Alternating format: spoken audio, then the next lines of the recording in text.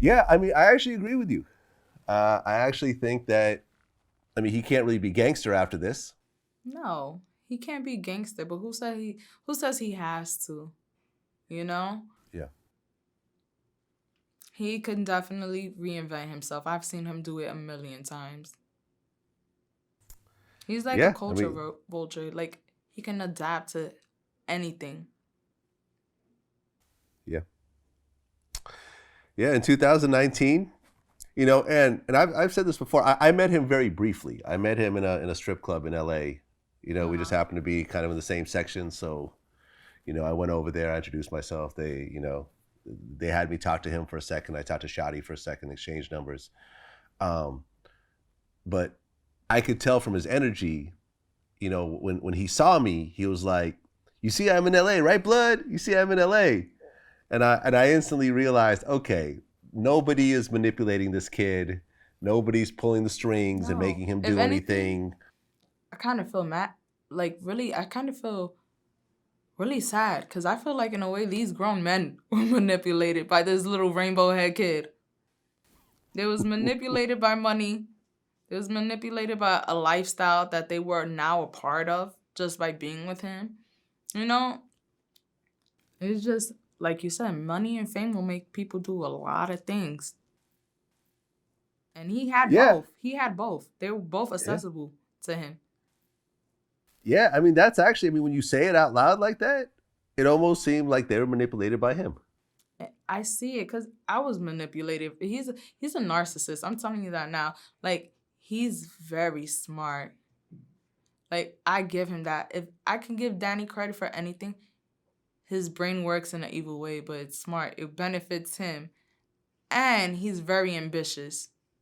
Very ambitious. I've always said he's always been ambitious, but the way that when he's in court, I'm just a 22-year-old kid.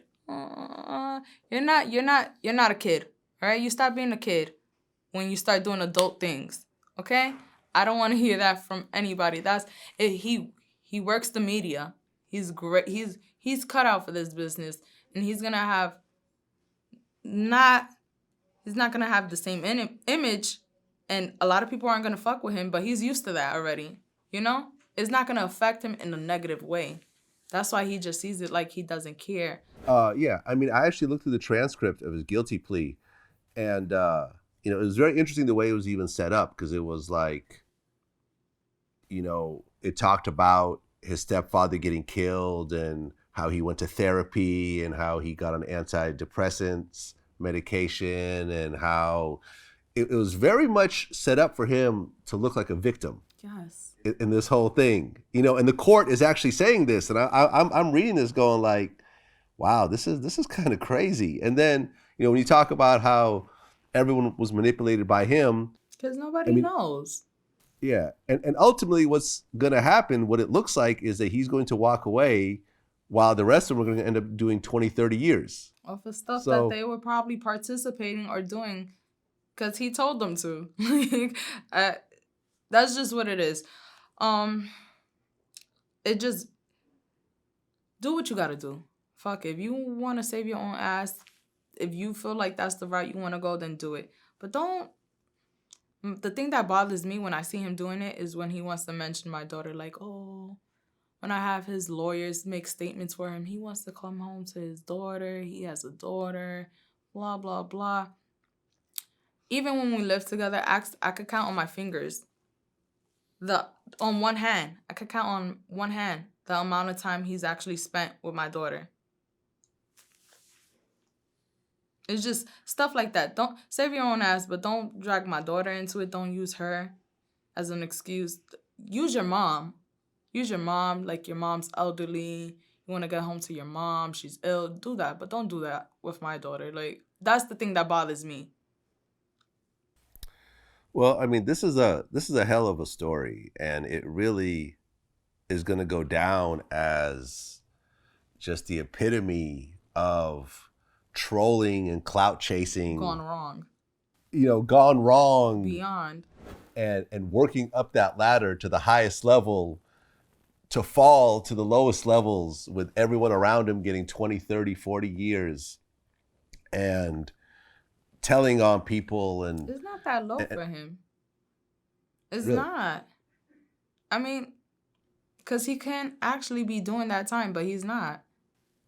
You know, that's low. If he would have to actually do that time.